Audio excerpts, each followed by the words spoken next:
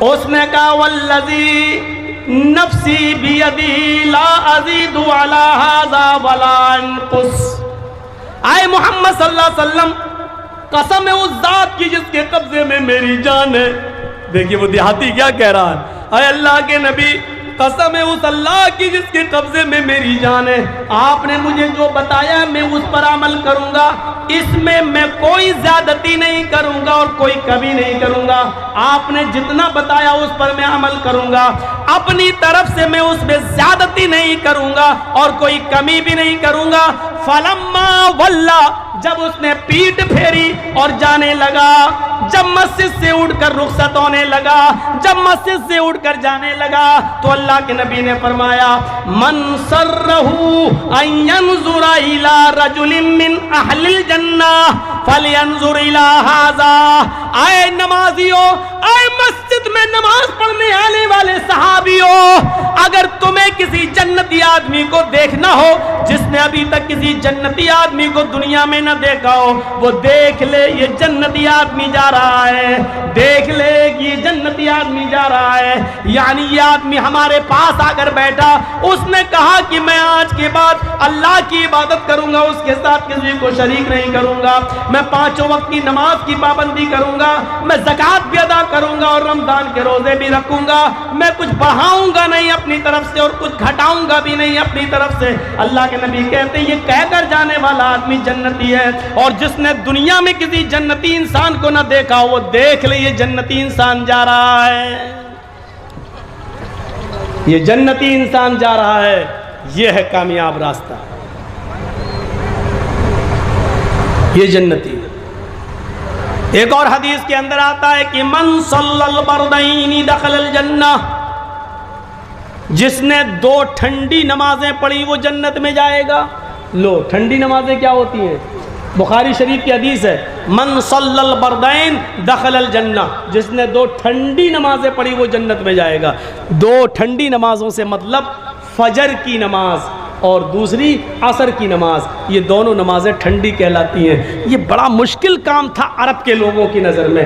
وہ رات میں جب تھکے ہوئے آتے تھے سوتے تھے تو فجر میں جلدی اٹھ نہیں پاتے تھے، اور دوپہر میں جب محنت کر کے آتے تھے اور دوپہر میں کھانا کھا کر جب لیٹتے تھے قیلولہ کرتے تھے تو عصر میں نہیں اٹھ پاتے تھے. یہ 2 نمازیں بڑی بھاری تھیں اور لوگ ان دونوں نمازوں میں بڑی سستی کرتے تھے، اس لیے ان دونوں نمازوں کی اہمیت بتائی کہ ان نمازوں کی پابندی کرنے والا فجر اور عصر کی نماز کو اہتمام کے ساتھ جماعت کے ساتھ پڑھنے والا جنت کے اندر داخل ہوگا. اس کا یہ مطلب نہیں ہے کہ فجر اور عصر ہی کی نماز پڑھیے جنت میں چلے جاؤ گے، مغرب چھوڑ دو، عشاء چھوڑ دو. نہیں میرے بھائیوں، ان دونوں نمازوں میں آدمی بہت سستی برتتا ہے، فجر میں جلدی اٹھ نہیں پاتا ہے اور عصر میں دوپہر میں محنت کر کے آیا سو گیا تو عصر میں جلدی سے اٹھنے کو دل نہیں کرتا.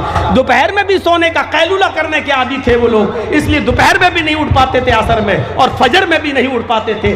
اس لیے نیند سے اٹھ کر نماز پڑھنا مشکل تھا، اس لیے اللہ کے رسول نے فرمایا صبح بھی نیند کی قربانی دو اور عصر میں بھی اٹھو.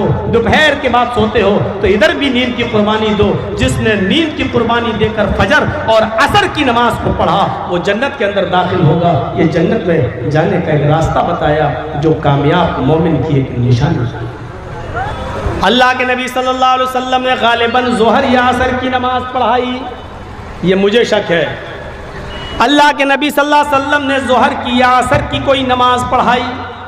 نماز پڑھانے کے بعد سلام پھیرا، السلام علیکم ورحمۃ اللہ، السلام علیکم ورحمۃ اللہ. اب اس کے بعد چہرہ کر لیا نمازیوں کی طرف، بیٹھ گئے، پڑھنے لگے تسبیح پڑھنے لگے. اللہ کے نبی صلی اللہ علیہ وسلم نے دیکھا ایک صحابی اٹھے، بھائی بہت سے لوگ نماز پڑھنے آتے تھے مسجد میں، ایک صحابی اٹھے اور وہ جانے لگے اپنے گھر کی طرف. جب وہ مسجد کے دروازے پر پہنچے، چپل اپل پہننے لگے، گھر کی طرف جانے لگے تو اللہ کے نبی نے تمام صحابہ کو مخاطب کر کے کہا من سرہ ان ینظر الی رجل من اہل الجنۃ فلینظر الی ھذا. جو آدمی کسی جنتی آدمی کو دیکھ کر خوش ہونا چاہے وہ دیکھ لے یہ جنتی آدمی جا رہا ہے. پیچھے مڑ کر صحابہ نے دیکھا تو وہ کون تھے؟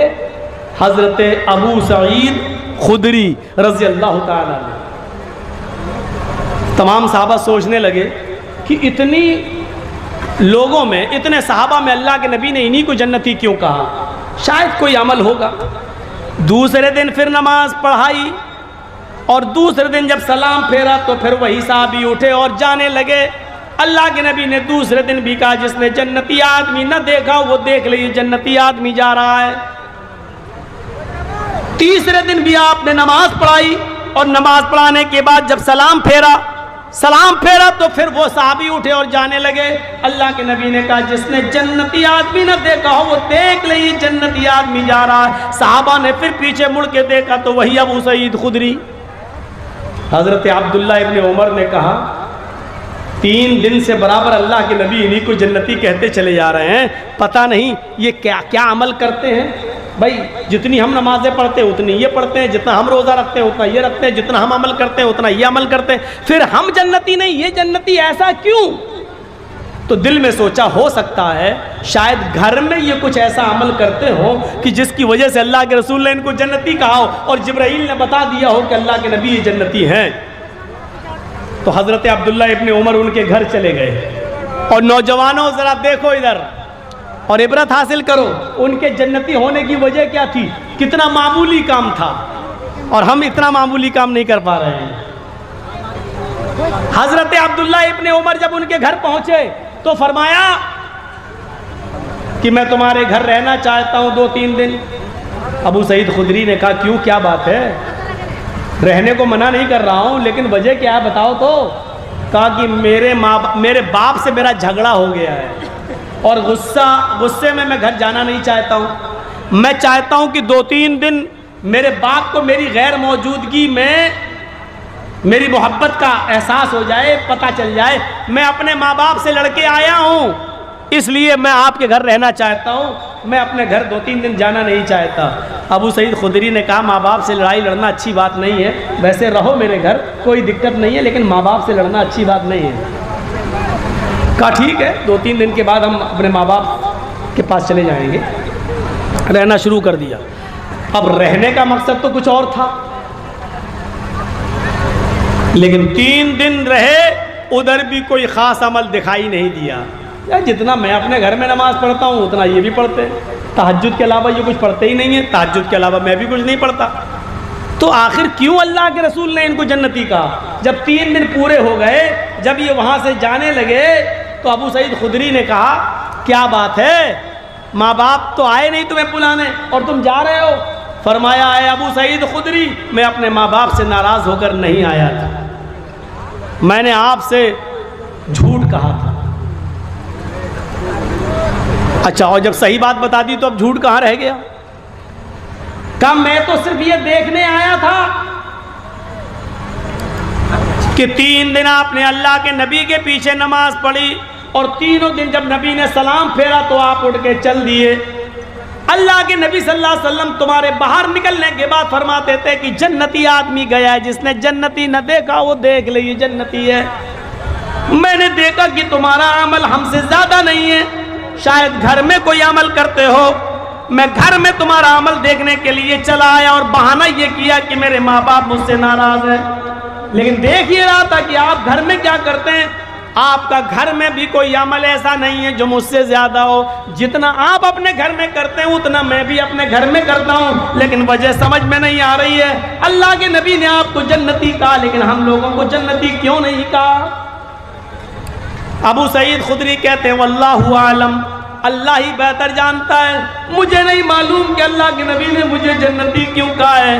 हमारा अमल तुम्हारे अमल से कोई ज़्यादा नहीं है, जितना तुम करते हो उतना मैं भी करता हूँ, लेकिन हाँ शायद एक चीज़ हो। अब सुनो वो चीज़, रामघाट, रानी पतरा, पूर्णिया और इधर उधर से आने वालों, अब सुनो वो चीज़। शायद एक चीज़ जो मैं करता हूँ वो और लोग ना करते हो। का क्या? का अल्लाह के नबी जैसे ही नमाज पढ़ाने के बाद सलाम फेरते हैं, मैं अपने घर चलाता हूँ, सुन्नतें अपने घर पे पढ़ता हूँ, मैं मस्जिद में नहीं पढ़ता, अपने घर पे पढ़ता हूँ। अब्दुल्ला इब्न उमर कहते हैं ये भी नहीं, क्योंकि सुन्नतें तो मैं भी अपने घर पे पढ़ता हूँ। پھر کہا کہ ایک عمل اور ہو سکتا ہے. کہا کیا؟ کہا میں نماز پڑھنے کے بعد مسجد سے فوراً نکل آتا ہوں اور اپنے گھر آ جاتا ہوں.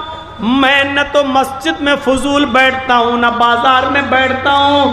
میرے کانوں نے آج تک اپنے کسی مسلمان بھائی کی غیبت نہیں سنی اور میری زبان نے بھی آج تک کسی مسلمان بھائی کی غیبت نہیں کی. نہ میں کسی کی برائی اپنی زبان سے کرتا ہوں نہ کسی کی غیبت اور برائی کو اپنے کانوں سے سنتا ہوں. عبداللہ ابن عمر کہتے ہیں بس اے ابو سعید خدری شاید یہی عمل ہے تمہارا کہ تم کسی کی غیبت نہیں کرتے, کسی کی برائی نہیں کرتے اور تم کسی کی برائی نہیں سنتے, شاید یہی عمل ہوگا. پھر یہ مسجد میں آئے اللہ کے نبی کے پاس اور کہا اللہ کے رسول ہم نے ابو سعید خدری کے گھر میں بھی دیکھا, ہمارا عمل ان کا نہ تو باہر ہم سے زیادہ ہے اور ان کا عمل ہمارے عمل سے نہ تو گھر میں زیادہ ہے نہ مسجد میں زیادہ ہے. پھر کیا وجہ ہے, کیا آپ نے ان کو جنتی کہا ہے؟ انہوں نے مجھے یہ وجہ بتائی ہے. اللہ کے نبی کہتے ہیں ہاں آئے میرے صحابیوں, ابو سعید خدری کے اندر یہی خوبی ہے کہ وہ نماز پڑھنے کے بعد پھر فضول نہ تو مسجد میں بیٹھتے نہ بازار میں نہ چوراہے پر, وہ کسی کی غیبت نہیں کرتے, کسی کی برائی نہیں کرتے اور وہ کسی کی برائی بھی نہیں سنتے, کسی کی غیبت بھی نہیں سنتے. یہی وہ عمل ہے جس نے ابو سعید خدری کو جنتی بنا دیا ہے. مسلمانوں جنت ہمیں بیٹھے بٹھائے مل سکتی ہے بشرط یہ کہ ہم اپنے مسلمان بھائیوں کی برائی اپنے منہ سے کرنا چھوڑ دیں اور اپنے مسلمان بھائیوں کی جہاں برائی ہو رہی ہے اس کو اپنے کانوں سے سننا چھوڑ دیں. جب کسی کی برائی ہو تو اٹھ کے چلے جائیں. سلیمان ابن یسار بہت بڑے تابعی گزرے ہیں, سلیمان ابن یسار بہت بڑے تابعی گزرے ہیں. ان کی برائی کسی نے حاکم وقت خلیفہ وقت سے کر دی اور کہا خلیفہ وقت سے کہ سلیمان تمہیں بہت برا بھلا کہتا ہے. خلیفہ کو غصہ آ گیا اور سلیمان ابن یسار کو بلایا, ادھر آؤ. جی کیا بات ہے؟ سنا ہے میں نے کہ تم پیٹھ کے پیچھے میری برائی کرتے ہو, تم لوگوں کے سامنے میری نفرت پھیلاتے ہو, تم غیبت کرتے ہو میری. سلیمان ابن یسار کہتے ہیں کہ آپ کو جس نے بھی بتایا ہے غلط بتایا ہے, جس نے بھی خبر دی وہ غلط خبر دی. جو چیز بتانا چاہتا ہوں وہ سنیے. سلیمان ابن یسار تابعی ہیں اور بادشاہ وقت سے کیا کہہ رہے ہیں, خلیفہ سے کیا کہہ رہے ہیں, آپ کو جس نے بھی خبر دی غلط, چاپلوس ہے وہ آپ کا, آپ کی نظروں میں محبوب بننا چاہتا ہے, آپ کی نظروں میں اچھا بننا چاہتا ہے, اس لیے اس نے میری برائی آپ سے کی ہے. بادشاہ کیا کہتا ہے؟ خلیفہ کیا کہتا ہے؟ خلیفہ نے کہا سلیمان ایسے آدمی نے مجھے بتایا ہے جو بہت بڑا متقی و پرہیزگار ہے, جس کی فجر کی نماز کی جماعت کبھی نہیں چھوٹتی اور جو تہجد کبھی نہیں چھوڑتا. تہجد گزار آدمی فجر کی نماز میں وقت سے پہلے پہنچتا ہے. برسیں گزر گئیں, کئی سالیں گزر گئیں, اس کی فجر کی نماز کی تکبیر اولا پہلی تکبیر بھی نہیں چھوٹی ہے. اتنے متقی و پرہیزگار آدمی نے مجھے بتایا ہے کہ تم میری برائی کرتے ہو لوگوں سے. سلیمان ابن یسار مسکراتے ہیں اور جانے لگتے ہیں. خلیفہ نے کہا بغیر جواب دیے ہوئے تم نہیں جا سکتے ہو. آئے سلیمان, بہت بڑے متقی و پرہیزگار آدمی نے مجھے بتایا ہے, تہجد گزار اور فجر کی نماز کو پابندی سے پڑھنے والے آدمی نے مجھے بتایا ہے, متقی آدمی نے بتایا ہے کہ تم میری برائی کرتے ہو. میں نے آج تک اس کو جھوٹ بولتے ہوئے نہیں دیکھا, بڑا متقی آدمی ہے وہ, ہم اس کا نام نہیں لینا چاہتے ہیں, لیکن جس نے بھی تمہارے بارے میں مجھے خبر دی ہے وہ بہت نیک ہے, بہت متقی ہے. سلیمان ابن یسار دوبارہ مسکراتے ہیں اور کہتے ہیں خلیفہ وقت, آئے خلیفۃ المومنین, آپ کی نظر میں اگر کوئی متقی ہے تو بنا رہے, لیکن میری نظر میں وہ متقی نہیں ہو سکتا ہے. میں نے جناب محمد رسول اللہ صلی اللہ علیہ وسلم کو یہ فرماتے ہوئے سنا ہے, پیٹھ کے پیچھے برائی کرنے والا کبھی متقی نہیں ہو سکتا ہے، کبھی پرہیزگار نہیں ہو سکتا ہے۔ جس نے میرے پیٹھ کے پیچھے میری برائی آپ سے کی اور کہا کہ میں تمہیں برا بھلا کہتا ہوں، وہ متقی کیسے ہو سکتا ہے؟ میں نے اللہ کے نبی صلی اللہ علیہ وسلم کی زبان سے سنا ہے، چغل خور کبھی متقی نہیں ہو سکتا ہے، پرہیزگار کبھی چغل خور غیبت کرنے والا چغل خور کبھی جنت کے اندر داخل نہیں ہوگا۔ لا يدخل الجنت قطات، چغلی کرنے والا، پیٹھ کے پیچھے برائی کرنے والا کبھی جنت میں داخل نہیں ہوگا۔ جس نے میری برائی پیٹھ کے پیچھے کی ہے، جب وہ جنتی ہی نہیں ہے تو ہم اس کو متقی کیسے مان لیں؟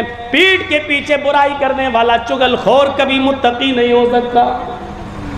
سلیمان ابن یسار نے جب یہ حدیث سنائی تو خلیفہ کہنے لگا، اے سلیمان، آج تم نے میری آنکھیں کھول دی ہیں، تم ٹھیک ہی کہہ رہے ہو۔ جو آدمی تمہارے غیر موجودگی میں تمہاری برائی مجھ سے کر رہا ہو، میری نظر میں اچھا بننے کے لیے وہ متقی کیسے ہو جائے گا؟ جاؤ۔ اس واقعے سے کیا پتہ چلا؟ چاہے کتنی نمازیں پڑھ لو، چاہے کتنی تہجد پڑھ لو، چاہے کتنی فجر کی نماز پہلی صف میں جا کر پڑھنے لگو، اگر کسی کی غیبت کرتے ہو تو غیبت کرنے والا جنت میں، چغلی کرنے والا جنت میں نہیں جائے گا۔ حدیث ہے لا يدخل الجنت قطات، چغل خور جنت میں داخل نہیں ہوگا۔ یہ حدیث ہے بخاری شریف کی۔ جنت میں جانے والا جو جائے گا وہ چغل خور ہوگا، وہ جنت میں نہیں جائے گا۔ پیٹھ کے پیچھے چغلی کرنے والا جنتی نہیں۔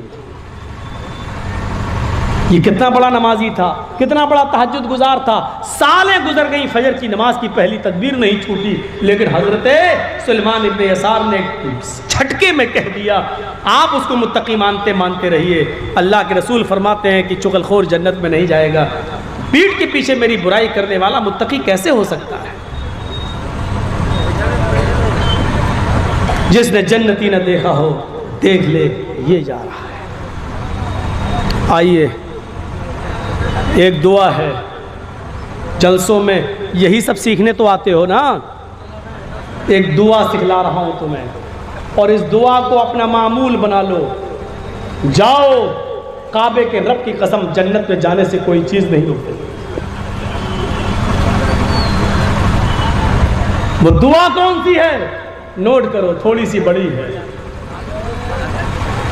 من قرأ آیت الکرسی بعد کل صلاۃ مکتوبۃ لم یمنعہ من دخول الجنۃ الا الموت۔ خود اللہ کے نبی نے کہہ دیا کہ جنت میں جانے سے اس کو کوئی چیز نہیں روک سکتی۔ لم یمنعہ من دخول الجنہ الا الموت، سوائے موت کے، یعنی موت ہی اس کو جنت میں جانے سے روک رہی ہے۔ جب تک وہ زندہ ہے جنت میں نہیں جا رہا ہے، جیسے ہی مرا، مرنے کے بعد فوراً جنتی، مرتے ہی جنت میں داخل۔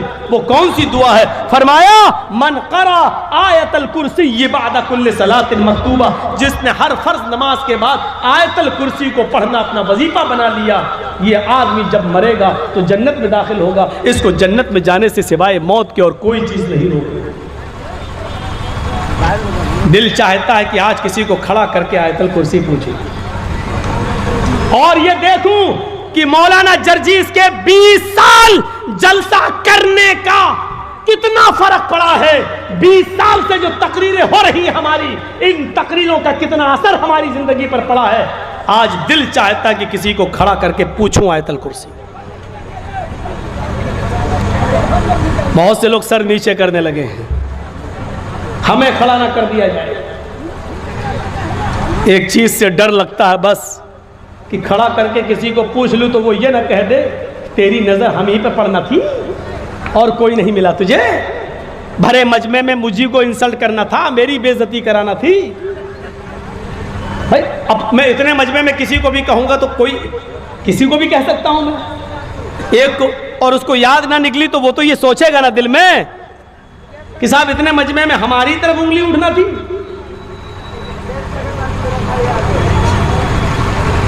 اس لیے ڈرتا ہوں کہ بیچارہ یہ نہ کہہ دے اور کل فون پہ گالی نہ دینے لگے، تو نے ہماری انسلٹ کر دی سب کے سامنے، کتنا بڑا مولوی ہے تو۔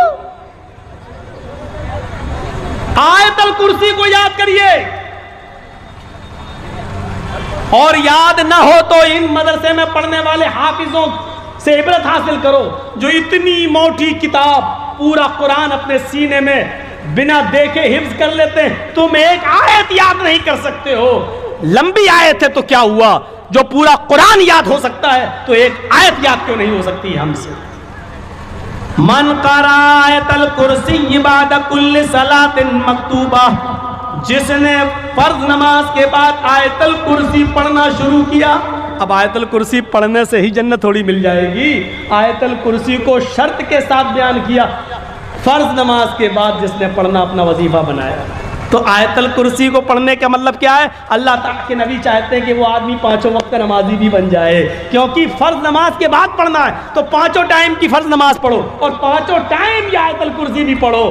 آیت الکرسی پڑھنے سے جنت نہیں مل رہی ہے، فرض نماز کے بعد آیت الکرسی پڑھنے سے جنت مل رہی ہے۔ تو جب فرض نماز کے پابند بنو گے تو پاک بھی رہو گے، جب پاک رہو گے تو وضو بھی بناؤ گے، جب وضو بناؤ گے تو غسل بھی کرو گے، کیونکہ یہ ساری چیزیں اس سے جڑ جاتی ہیں۔ تو من قرأ آیت الکرسی بعد کل صلاۃ مکتوبہ، جس نے فرض نماز کے بعد آیت الکرسی پڑھی، انعام، رزلٹ، نتیجہ، جزا، لم یمنعہ من دخول الجنت الا الموت، اس کو جنت میں جانے سے موت روک رہی ہے، بس موت کے سوا کوئی چیز اس کو جنت میں داخل ہونے سے نہیں روک رہی ہے۔ یہ آدمی مرے گا اور سیدھے جنت کے اندر داخل ہوگا، مرتے ہی جنتی۔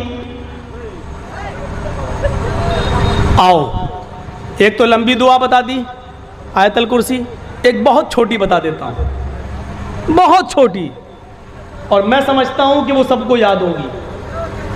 میں بھرے مجمع میں کہہ رہا ہوں، یہ ایسی دعا ہے جو اگر یہ بھی کسی کو یاد نہیں ہے تو میں سمجھتا ہوں کہ اس کا اس دنیا میں زندہ رہنے کا حق ہی نہیں۔ کیوں زندہ؟ بہت چھوٹی سی دعا، سب کو یاد ہوگی، اور وہ چھوٹی سی دعا ضرور ہے، لیکن ہے کیا؟ الا ادلکم علی کنز من کنوز الجنہ قالوا بلا یا رسول اللہ۔ اللہ کے نبی کہتے ہیں، اے میرے صحابیوں، کیا میں تمہیں جنت کے خزانوں میں سے خزانہ نہ دے دوں؟ جنت کی پراپرٹی میں سے ایک پراپرٹی نہ دے دوں؟ جنت کے خزانوں میں سے ایک بڑا خزانہ نہ دے دوں؟ جھاڑو رکھنے کے برابر بھی اگر جگہ مل جائے جنت میں ہمیں اور آپ کو تو سمجھ لو کہ بہت کچھ مل گیا۔ لیکن اللہ کے نبی کہہ رہے ہیں، کیا میں تمہیں جنت کے خزانوں میں سے ایک بہت بڑا خزانہ نہ بتا دوں؟ صحابہ نے کہا کیوں نہیں؟ اے اللہ کے نبی بتاؤ، کیا ہے وہ جنت کے خزانوں میں سے بڑا خزانہ؟ اللہ کے نبی فرماتے ہیں، قل لا حول ولا قوت الا باللہ۔ یہ کس کو یاد نہیں ہے؟ لا حول ولا قوت الا باللہ۔ فرمایا کہ تم لا حول ولا قوت الا باللہ، اڑتے بیٹھتے لیٹتے سوتے جاگتے کھاتے پیتے چلتے پھرتے اسی کو پڑھ لیا کرو، لا حول ولا قوت الا باللہ کہتے رہو۔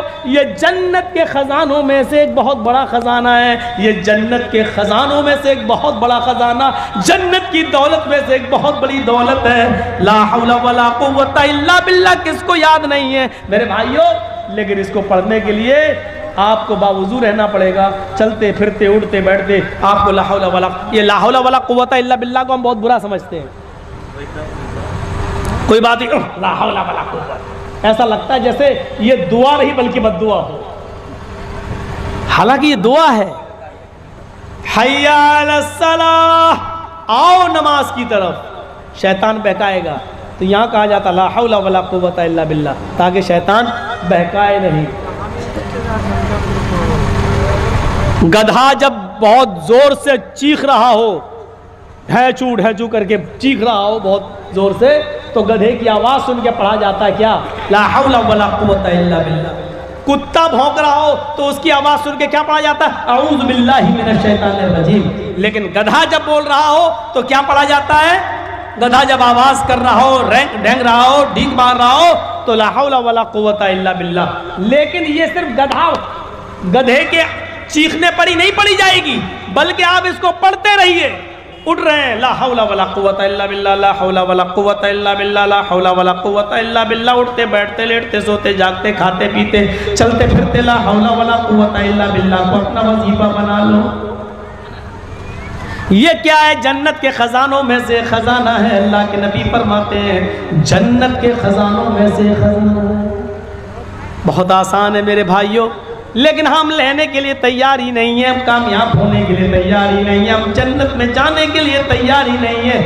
آج دل چاہتا ہے کہ تمہیں ایک اور جنت میں جانے کا راستہ بتا دوں۔ آؤ سنو، اللہ کے نبی جناب محمد رسول اللہ صلی اللہ علیہ وسلم کے پاس بہت سا مال آیا۔ سنو میرے ساتھیو، یہ واقعہ تھوڑا سا دردناک بھی ہے اور آپ کی آنکھوں میں آنسو بھی لا سکتا ہے، آپ کے کمزور دلوں کو جھنجھوڑ بھی سکتا ہے۔ سنو، اللہ کے نبی صلی اللہ علیہ وسلم کے پاس بہت سا مال آتا ہے۔ ابو عبیدہ ابن الجراح بحرین سے مال لے کر آتے ہیں۔ ایک عرب ملک ہے بحرین، پہلے سب عربی ملک ایک تھے۔ جب یہ مال آیا، بہت سا مال آیا، اس میں صحابہ کو بال بڑھنا تھا، مال غنیمت صحابہ کو تقسیم ہونا تھا۔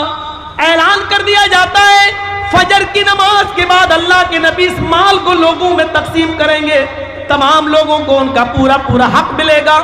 حضرت عائشہ نے فرمایا اے اللہ کے نبی، کیا آپ کا بھی حصہ ہے؟ آپ نے فرمایا ہاں، اس مال غنیمت میں سب کا حصہ ہے، عائشہ مجھے بھی حصہ ملے گا۔ حضرت عائشہ کہتی ہیں اے اللہ کے نبی، 15 دن سے میرے گھر میں چولہا نہیں جلا، 15 دن سے چولہا نہیں جلا، کہیں سے کھجور آ گیا کھا لیا، پانی پی لیے، کھجور و پانی پہ گزارا چلتا رہا۔ امی عائشہ کہتی ہیں اے اللہ کے نبی، فجر کی نماز کے بعد جب آپ لوگوں کو ان کا مال تقسیم کریں گے تو آپ کو بھی تو آپ کا حصہ ملے گا۔ فرمایا ہاں، مجھے بھی میرا حصہ ملے گا۔ اللہ کے نبی فرماتے عائشہ، چولہا سنبھال لو، لکڑیاں رکھ لو، چولہے کی پتائی اتائی کر لو، جو کرنا کر لو، کل ہمارے گھر پہ ہی گوشت پکے گا، کل سالن ہمارے گھر میں بھی بنے گا۔ فجر کی اذان کی آواز آتی ہے، حضرت بلال فجر کی اذان دیتے ہیں۔ اللہ کے نبی صلی اللہ علیہ وسلم جب مسجد کے اندر داخل ہوتے ہیں تو کیا دیکھتے ہیں؟ آج مسجد نبی کھچا کھچ بھری ہوئی ہے، صحابہ نے مسجد نبی کو پہلے سے بھر دیا ہے۔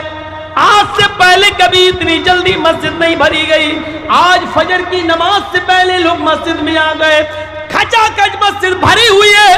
اللہ کے نبی صلی اللہ علیہ وسلم نے اتنے نمازیوں کو آج دیکھا تو پہلے مسکرا دیے ہیں، لیکن فوراً آپ کی مسکراہٹ ختم ہو گئی۔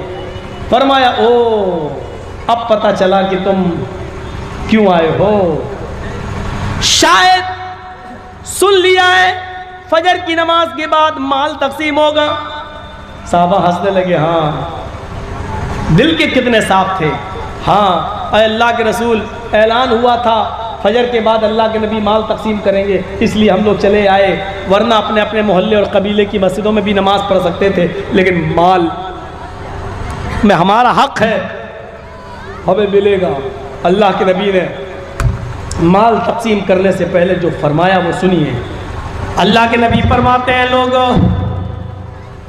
مجھے اپنے انتقال کے بعد تمہارے شرک میں اور بدعتوں میں مبتلا ہونے کا ڈر نہیں ہے۔ میرے انتقال کے بعد تم شرک کرنے لگو گے یا بدعتوں میں مبتلا ہو جاؤ گے، مجھے اس بات کا خوف نہیں ہے۔ آج تم نے سن لیا کہ حضرت ابو عبیدہ ابن الجراح مال لائے، مال لینے کے لیے تم فجر کی نماز سے پہلے مسجد میں آ گئے۔